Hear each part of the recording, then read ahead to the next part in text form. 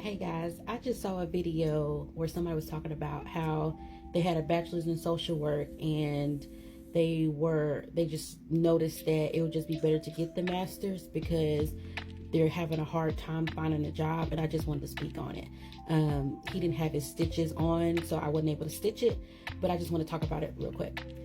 So I have a bachelor's in psychology and a master's in counseling. And when I got my bachelor's in psychology, when I got out of school, it took me well over 6 months to get a job that accepted my degree. And so I went on a whole bunch of interviews, and I was either overqualified or underqualified.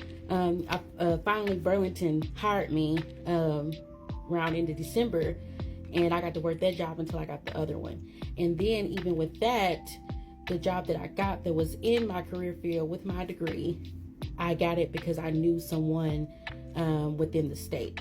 Because somebody said to go apply to state jobs. From my experience, state jobs are not hiring you unless they know who you are already. So it's kind of rare of like, from my experience living, where I live, that you have to know someone in order to get in there. But this is what I did the second go around to make sure that does not that not happen to me again. So when I started grad school, I was still working at DHS, but eventually when it came to internship and I went to internship, I had to change my job because my DHS jobs was full time and the hours didn't work together. And so I got a job that was in my field, but I can do it like part-time. And so I was a QBHP, also called like a case manager. And it's the people that, help counselors see their kids, to get paper signed, stuff of that nature.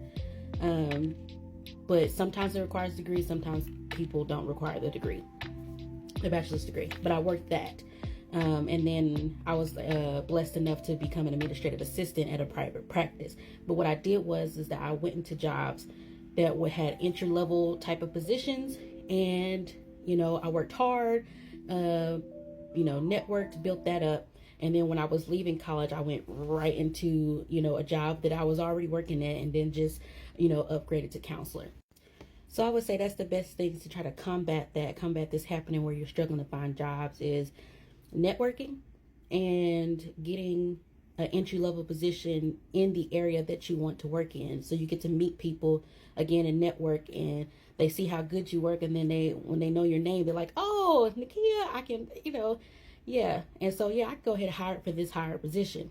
So that's something I didn't do in undergrad and wasn't really taught to me. I just went to classes, did the grades and completed the degree and thought, oh, I have this magical degree and now it's going to, shoo me in. But again, lots of interviews of overqualified. You have this degree that I feel like you're not going to be here long, is what I would be told and stuff like that. And then you have underqualified. This degree requires a bachelor's degree, but since you haven't worked, with the bachelor's degree for 3 years, we can't hire you. So that's the things I would say to do in order to like combat this, of like, as soon as you go into school, start networking, start meeting people, start looking them up, just meeting with them, talking with them, showing up, and try to get a job that's lower level, even if it's just like an administrative assistant, but somewhere that's going to put you in the office with people that you want to do a job like theirs. And I also end this by saying licensed clinical social workers and licensed counselors are needed right now, especially Black ones. So if you're interested, go into it, get the master's degree so you can, get that license and you can do this type of work, because it is needed. There are positions open, and they are looking to hire, especially when it comes to like agency work. They are constantly looking for people, just like a lot of jobs, high turnover rate and things of that nature.